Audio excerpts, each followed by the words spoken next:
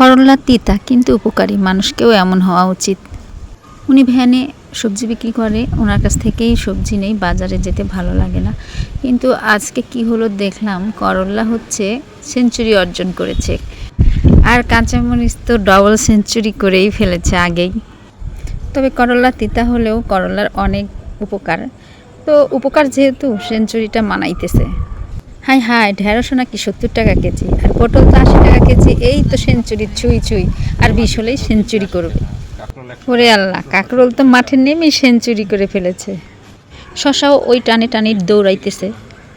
কচুলতি, পেঁপে, শাকসবজি, কচুর মুখায় এগুলোকে বলতেছে তোরা আয় পিছে পিছে, 2-4টা চার মারতে মারতে।